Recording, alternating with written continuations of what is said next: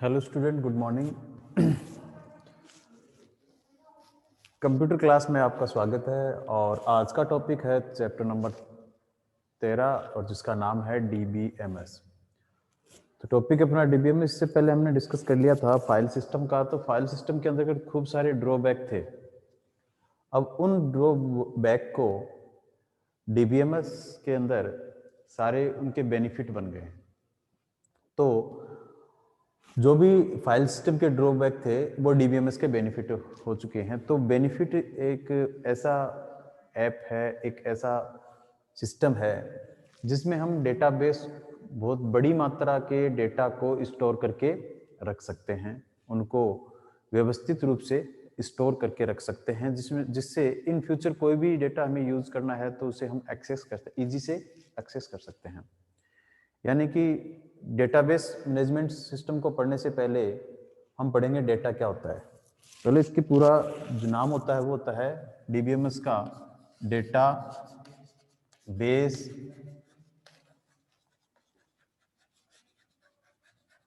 Management system.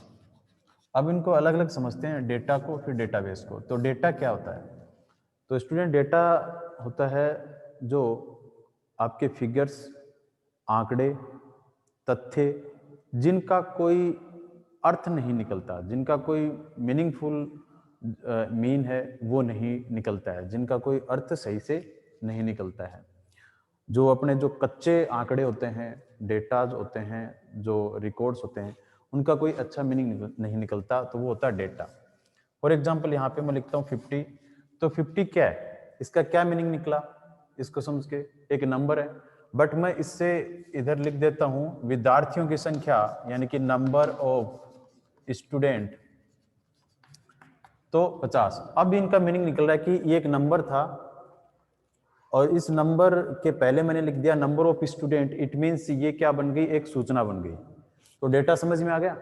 तो computer से हम जब डेटा को प्रोसेस कर लेते हैं तो वो सूचना बन जाती है, और जो सूचना कंप्यूटर के द्वारा प्रोसेस नहीं की होती है तो वो रहता है आपका डेटा। ठीक है। तो डेटा में हम शामिल करते हैं सारे नंबरों को, सारे कैरेक्टर्स को, सारे विशेष चिन्ह होते हैं वो शामिल करते हैं हम डेटा में। अब बात करते हैं डेटाबेस की। अब डेटाबेस वो होता है किसी भी संस्था का या किसी भी ऑर्गेनाइजेशन के जो संबंधित डेटा होते हैं, उन डेटा का जो समूह होता है उनको हम कलेक्ट करते हैं और एक जगह स्टोर करते हैं, वो होता है डेटाबेस। डेटाबेस का मतलब संबंधित डेटा और संबंधित सूचनाएं होती हैं, उनका जो कलेक्शन होता है, उनका जो हम स्टोर करते हैं, एक जगह पे स्टोर करते हैं, वो क्या कहलाता है, डेटाबेस कहलाता है। फिर बात करते हैं डेटाबेस मैनेजमेंट की। मैनेज के अंदर होता है उन डेटा को कलेक्ट कर लिया, स्टोर कर लिया, तो उनका जो स्टोर करने का जो तरीका है वो किसी ने कोई एक वेल ऑर्गेनाइज्ड स्ट्रक्चर होगा, एक व्यवस्थित स्ट्रक्चर होगा। क्या हुआ?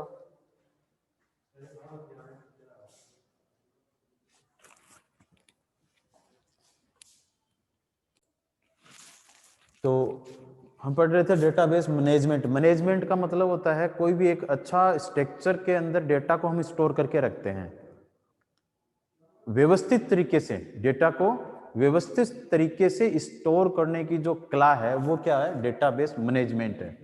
और ये सारा काम एक सिस्टम के अंतर्गत होता है, एक सिस्टम होता है उसका। तो इसलिए इसका पूरा नाम क्या हो गया, डेटाबेस मैनेजमेंट सिस्टम।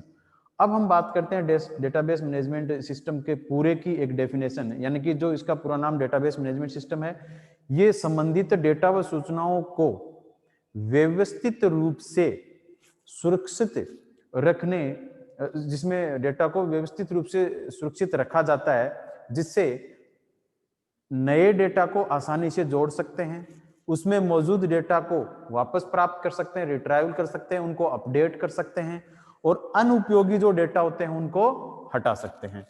तो ये सारे जो काम है एक अच्छे डेटाबेस की विशेषताएं होती हैं। अब हम बात करते हैं DBMS के लक्ष्य, यानी कि डेटाबेस मैनेजमेंट के क्या क्या लक्ष्य हैं। तो सबसे पहले जो मेन लक्ष्य है अपना,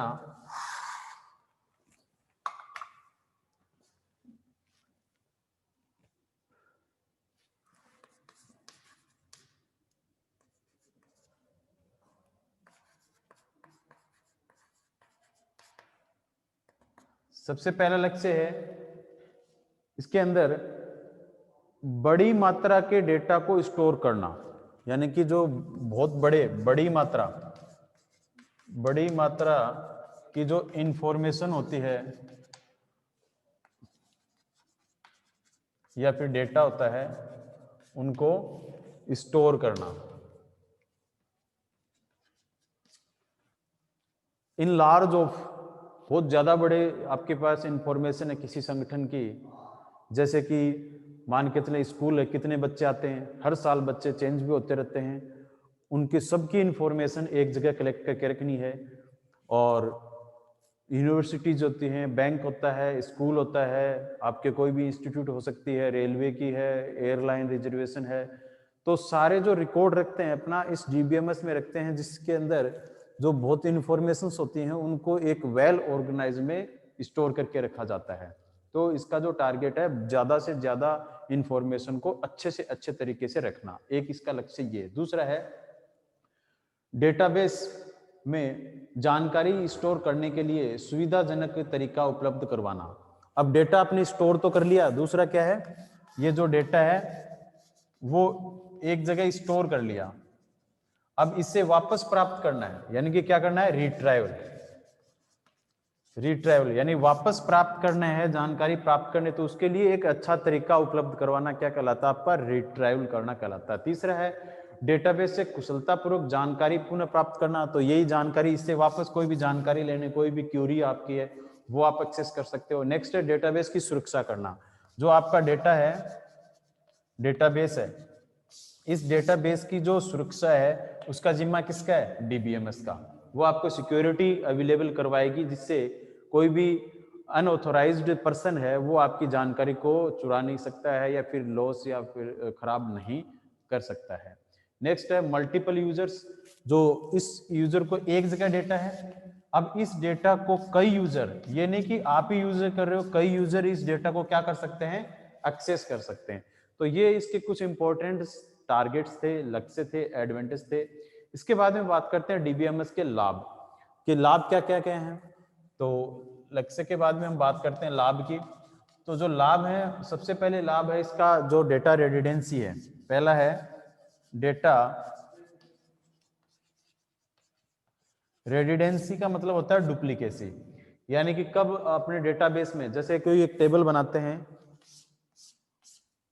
यहाँ पे एक रोल नंबर है और यहाँ पे नेम है 1 2 3 1, इस पे A है, B है, C है, D है। तो यहाँ पे देख पा रहे होंगे कि जो रोल नंबर है ये 1 है, ये दोबारा रिपीट हो रहा है, बट डेटाबेस के अंदर जो डुप्लीकेसी है वो अलाउड ही नहीं करेगा, उसके ऊपर कुछ कंस्ट्रेंट का यूज कर लेंगे, तो जिससे ये यहाँ पे प्रतिबंध लगा देंगे कि भी दोबारा अगर कोई भी वैल्यू गलती से भी हो जाए तो हमें बता दो कि भी ये हो रही है, वो करेगा नहीं, एक्सेस ही नहीं करेगा उसमें। तो इस टाइप के कुछ कांस्टेंट का यूज करेंगे, तो डुप्लीकेसी जो रेडिडेंसी है उसमें कुछ विसंगतियां होती हैं, उनको यहाँ से रिमूव किया जा सकता है। ठीक है, नेक्स्ट है अपना डेटा को शेयर करना। तो शेयर करना भी, डेटा एक डेटा तो उसको कई जगह पे आप शेयर कर सकते हो। डेटा इंटीग्रिटी, डेटा इंटीग्रिटी का मतलब यही चीज है कि डेटा को, सारे जो डेटा हैं उनको एक जगह इकट्ठा करके रखा जाता है, बिखरे हुए नहीं रहते हैं डेटा, और उनके ऊपर कांस्टेंट का यूज कर सकते हैं। जैसे कि मैंने आपको बताया था कि स्कूल का एक एग्जांपल दिया था कि अगर एक स्टूडेंट की इंफॉर्मेशन कई जगह उपलब्ध हो सकती है, लाइब्रेरी के अंदर, लाइब्रेरी टीचर के पास, क्लास टीचर के पास, प्रिंसिपल के पास में है, अकाउंट्स उसके पास है, सब्जेक्ट टीचर के पास है, गार्ड के पास है, बस के पास, यानी कि आपकी एक सिंगल इंफॉर्मेशन अलग अलग सॉफ्टवेयर में, अलग अलग कंप्यूटर में है। तो ये तो फाइल सिस्टम था। अब DBMS में एक ही जगह रहेगा आपका, उसी को सारे शेयर करेंगे। ठीक है, और जब डेटा को स्टोर करेंगे, अपन डेटा को स्टोर करेंगे, तो उस दौरान क्या होता है, स्टोरिंग के टाइम कोई भी प्रॉब्लम ना आए, कोई एक ही रिकॉर्ड दोबारा हमसे नहीं लिखा जाए, इसके लिए यहाँ पर इंटीग्रिटी का यूज किया जाता है ना, प्रतिबंध लगाए जाते हैं जिससे डेटाबेस की विश्वसनीयता है वो बनी रहे। यहाँ पर कोई ये नहीं हो कि यहाँ पे कोई गड़बड़ हो जाए, तो इस पे पूरा विश्वास रहता है कि यहाँ तो हो ही नहीं सकता। जैसे कि कोई ऑनलाइन फॉर्म भरते हो आप, ऑनलाइन फॉर्म में कोई एड्रेस पूछता है, एड्रेस में आएगा पिन नंबर, अब उस पिन के अंदर कोई पिन नंबर लगाएंगे 33303, अब ये पिन नंबर है तो ये क्या है, 6 डिजिट का ही है। अब इसमें 4 डिजिट का आप डालोगे तो ये एक्सेप्ट ही नहीं करेगा। तो ये तो कंफर्म हो गया ना कि ये लेगा तो 6 डिजिट का ही लेगा। तो ये पूरा विश्वास से है कि हो ही नहीं सकता 4 या 5 का या फिर 7 का, क्या हो सकता है, 6 का ही लेगा। ठीक है, ये तो कंफर्म हो गया ना। तो यहाँ पे ऐसे विश्वसनीयता से भरा हुआ है अपना डीबीएमएस। नेक्स्ट है डेटा इंडिपेंडेंस। कि डेटा इंडिपेंडेंस का मतलब क्या होता है कि डेटा स्वतंत्र है।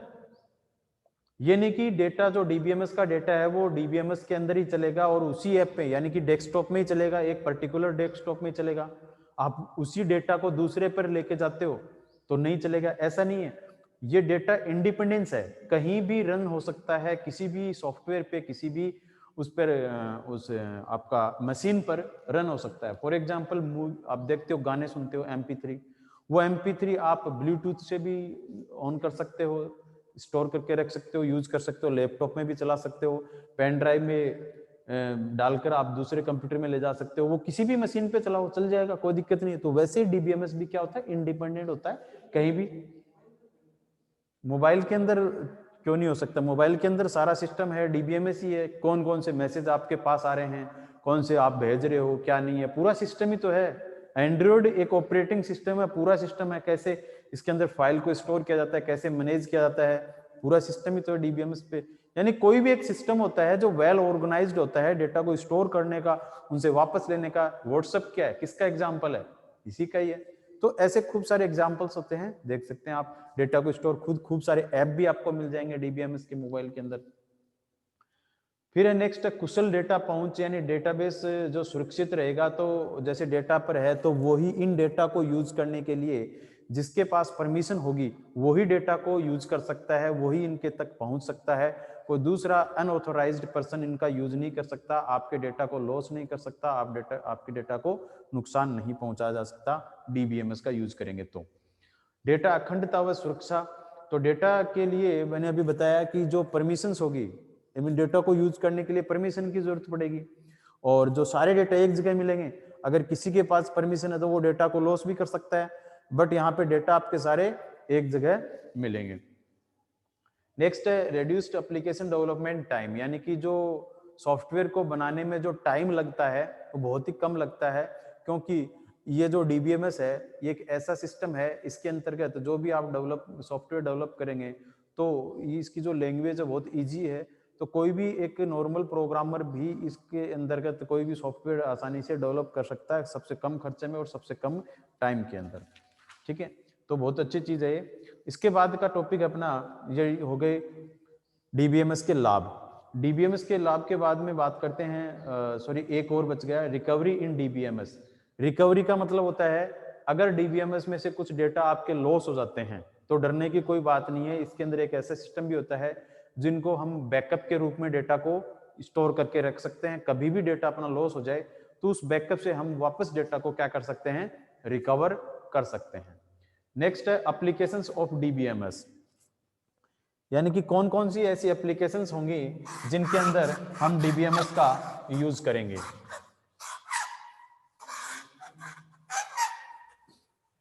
एप्लीकेशंस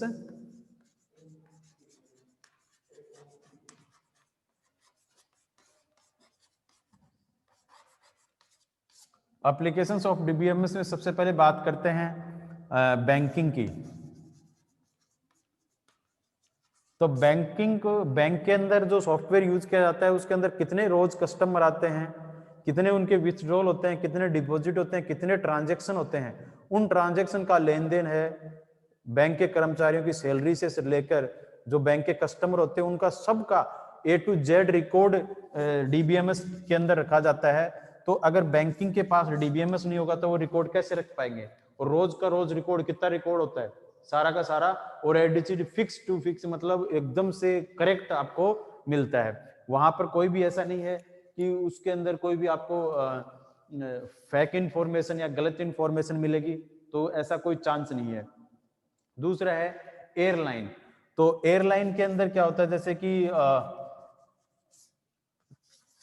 प्लेन है, कब वो लैंड करेगी, कब वो उड़ेगी, कब उसका जो शेड्यूल्स क्या है, कितने उसके अंदर पैसेंजर जा रहे हैं, क्या आप उसके अंदर अवेलेबिलिटी सीट अवेलेबल है कि नहीं है, क्या उसका फेयर है, क्या टाइमिंग है, क्या नहीं है। तो कितने पैसेंजर की रिपोर्ट होती है, कितने रिकॉर्ड रोज के रोज अपडेट होते हैं, कितने नए रिकॉर्ड आते हैं, कितने पुराने, ये सारा सिस्टम किसके अंदर होता है, डीबीएमएस के अंदर होता है। ऐसे ही यूनिवर्सिटीज हैं, तो यूनिवर्सिटीज के अंदर लाखों बच्चे पढ़ते हैं, तो यूनिवर्सिटी में लाखों बच्चे एडमिशन लेते हैं, उनके एग्जाम्स हैं, उनके सब्जेक्ट हैं, उनके टीचर्स हैं, उनके क्लासेस हैं, कितने सारे वर्क होते हैं, तो उनका सारा रिकॉर्ड डीबीएमएस में होता है। उनकी मार्कशीट निकालनी है, उनके रिजल्ट निकालना है। स्कूल्स हैं, स्कूल से बड़ी यूनिवर्सिटीज होती हैं। इसके साथ में सेल्स है, अगर आप सेल्स का काम करते हो तो परचेजिंग कितनी हुई है, कितनी प्रोडक्शन है, कितने कस्टमर आ रहे हैं, कितने बिल पे किए हैं, क्या क्या आपके पास स्टॉक में पड़ा है, क्या क्या आपको लेके आना है, तो सारा रिकॉर्ड क्या होता है आपका डीबीएमएस के अंदर रखना पड़ता है। इसके बाद में है निर्माण, यानी कि जो प्रोडक्शन करता है, मैन्युफैक्चरिंग का काम करता है, तो रॉ मटेरियल आया कि नहीं आया, उसका जो रिकॉर्ड है, कहाँ से क्या मिल रहा है, और इसके साथ में जो गुड्स अपने पास ऑलरेडी कितना पड़ा है, और इसके बाद में कितने ऑर्डर आए हैं, कितने हमने डिस्ट्रीब्यूट कर दिए हैं, ये सारे रिकॉर्ड किस में रखे जाते हैं, डीबीएमएस में रखे जाते हैं। और इसके बाद में मानव संसाधन यानी कि ह्यूमन रिसोर्सेज क्या होता है, एक अपने जो ह्यूमन बींग होता है वो उनकी दिनचर्या का प्रोग्राम है कि भी जैसे कि हम तो नहीं करते, लेकिन बड़े बड़े जो नेता होते हैं उनकी पूरी जो शेड्यूल पहले से फिक्स होती है, कब इस दिन क्या करना है, कहाँ पे मीटिंग करनी है, किसके साथ में मीटिंग करनी है, कब क्या, पूरा शेड्यूल हम रख सकते हैं, अपना रिपोर्ट बना के रख सकते हैं। तो ये है एप्लीकेशंस ऑफ डीबीएमएस। डीबीएमएस का जो यूज किया जाता है वो इन एप्लीकेशन के अंदर से यूज किया जाता है, यहाँ पर डीबीएमएस का यूज होता है। फिर है डीबीएमएस के उदाहरण, एग्जाम्पल ऑफ, तो एग्जाम्पल की बात करते हैं डीबीएमएस के, तो यहाँ पर कुछ कंपनियां हैं, जैसे ओरेकल है, और ओरेकल के अंदर बाद में आईबीएम है, ठीक है। तो ऐसे कुछ सारी बहुत सारी कंपनियां हैं, आईबीएम है, माइक्रोसॉफ्ट है, ठीक है। तो ये कंपनियां सेबेस है और इनफॉर्मिक्स है। तो इन कंपनी जैसे ओरेकल कंपनी है, तो ओरेकल कंपनी 8i 9i और 10G, तो ये सारे क्या हैं, ये ऐप हैं जो आपके हम जो पढ़ेंगे वो 10G के अंदर प्रोग्रामिंग करते हैं, जो लास्ट ईयर अभी आपने किया होगा प्रोग्रामिंग को 10G के अंदर। और IBM के जो ऐप होते हैं वो DB2 है, यूनिवर्सल सर्वर है, माइक्रोसॉफ्ट के एक्सेस, एसक्यूएल सर्वर, सेबेस के अडेप्टिव सर्वर है, और इनफॉर्मिक्स का डायनेमिक सर्वर है। तो ये एग्जाम्पल है, ये आपको लर्न करने हैं और एग्जाम में पक्का 1-2 नंबर के पूछ लेते हैं, या तो डीबीएमएस की एप्लीकेशन पूछ लेंगे तो इनके नाम देने हैं, और या फिर एग्जाम्पल पूछ लेंगे तो इन कंपनीज के नाम आपको लिखने हैं। इसके बाद में बात करते हैं अपन डीबीएमएस में एब्स्ट्रैक्शन लेवल। तो ये जो टॉपिक है डीबीएमएस का एब्स्ट्रैक्शन लेवल, ये हम पढ़ेंगे कल नेक्स्ट वीडियो क्लास में। और उसके बाद में स्कीम्स क्या होती हैं, तो ये चैप्टर को नेक्स्ट 3 डेज में इसको कंप्लीट कर देंगे पूरे को।